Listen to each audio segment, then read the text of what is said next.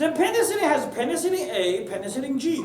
Because at the old time, when we do the penicillin, you can't do the oral administration, which means you oral take. You have to do muscle injection. Because the pepsin and also the acid environment in the stomach will hydrolyze it. So people make it become penicillin A, penicillin G, and they have amoxicillin. However, because it's used too much, it's causing what kind of thing? Antibiotic resistant. So people start to find methicillin. However, when the methicillin is used way too much, it starts to develop MRSA, MRSA. That's why this is heard about every day. That not even people care about that too much because too often. Number one, hospital-acquired Staphylococcus aureus, called MRSA, okay? Because of carelessness, just. Number three, TSST1. What is that? Toxic shock syndrome,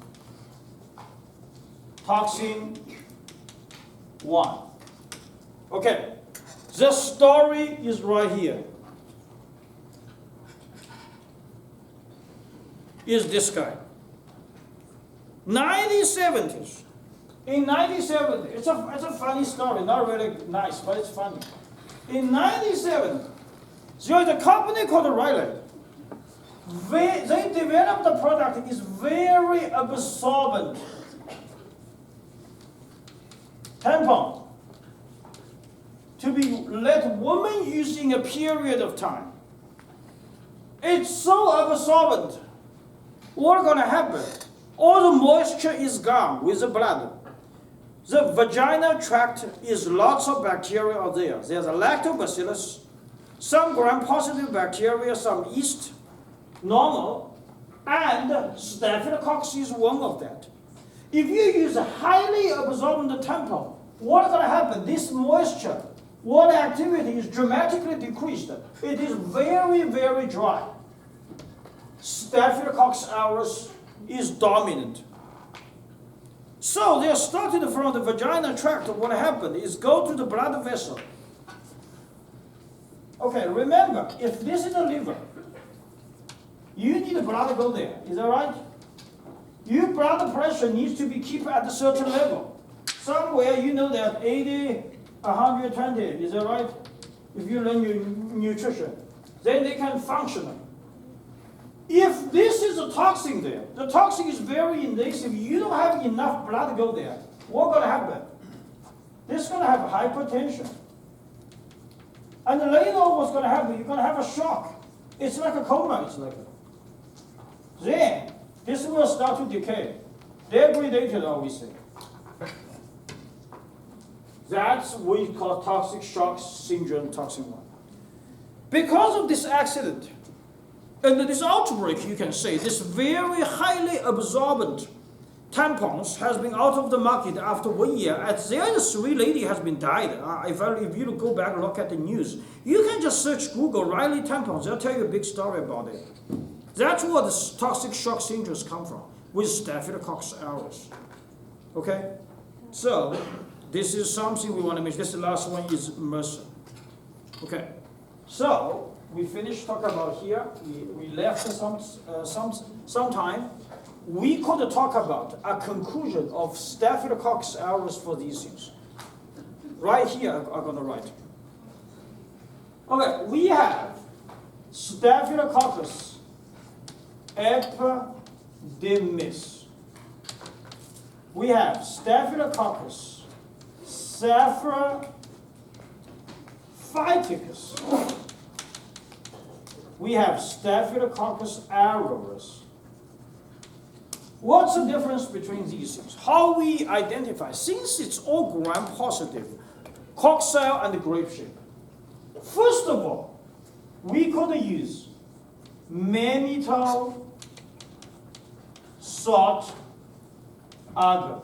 I'm going to write a little bit top. Mannitol salt agar. MSA agar. That question you didn't do very well. Lots of you didn't get the correct answer. it should be a selected media. Most of you don't even read it. When you see it's a symbol, you just pick it. So the first thing, the easiest thing to make exam difficult is all the practice questions just change certain words. The second way to make an exam difficult is just make everything become true or false, because you always pick the wrong side. The last thing make it more difficult is all the multiple choice become short answers. Then you totally crack in there, is that right? That's the way to make it difficult. Okay? So what's the mannitol salt agar right here? Staphylococcus epidermis is colorless. Mannitol fermentation negative. Staphylococcus saprophyticus is also colorless. How about this guy, Staphylococcus aureus, is yellow? Because it's mannitol fermentation positive. Okay, second thing I'm going to do on the blood agar.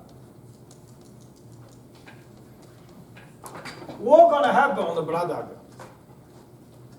Staphylococcus epidermis, Staphylococcus saprophyticus, both gamma hemolytic. Nothing will happen.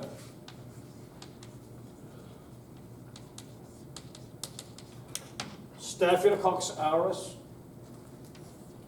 alpha hemolytic.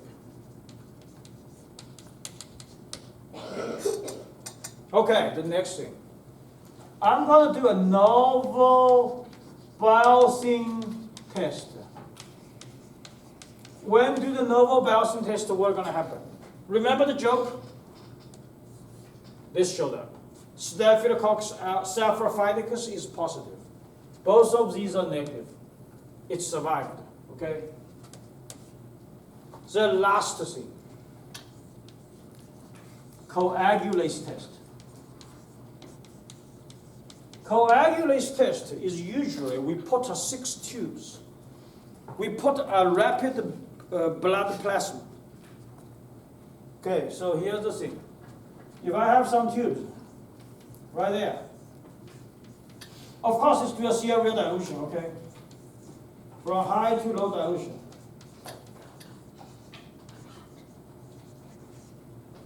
I'm gonna add rabbit blood plasma. Then I'm going to inoculate it with Staphylococcus aureus for everything. What's going to happen? I stay at 25 degrees Celsius for 4 hours. It will be glued. Like you glue, stick. You flip it over, it will not fall off. That is coagulase test positive. This guy, coagulase test positive. The above 2 is negative. This is a very easiest way to separate these 3 Staphylococcus aureus. Okay? Last thing, we have mentioned group D, Streptococcus. What is that? Enterococcus facilis. What is this one will happen? Because it is a group D Streptococcus, so it used to be a Streptococcus. But later on, people separate, become Enterococcus facilis. This one is resistant to 6.5% salt. So what is that then? Halophile. Is that right? It's a halophile. Now, by the way, Staphylococcus also a little bit resistant to the salt. So that's why, because it can stay on the skin surface. It's also halophile, but not that high. Second, this will be resistant to bile-esculin, can survive on bile-esculin agar. It is black colony. Why? Because they could reduce bile-esculin become biosculating, and on this agar there is a metallic ingredient there, and it will show you black polymer. Okay, and there is something else I want to mention. Enterococcus facilis is group D streptococcus. Enterococcus facilium. This is a surrogate bacteria for Salmonella. We did a lot in my lab because we want to test the antimicrobials, test the thermal inactivation. However, the pathogen cannot use in a real processing plant, so we have to prepare lots of the surrogate. One of the surrogate we target to use is Enterococcus faecium. It is resistant to the heat because the target bacteria compared to the surrogate has to behave equally well or more resistant to the antibiotic or thermal treatment. So just want to let you know that Enterococcus is a lot of story behind it. It's not that easy. Okay, so we're going to end up with here.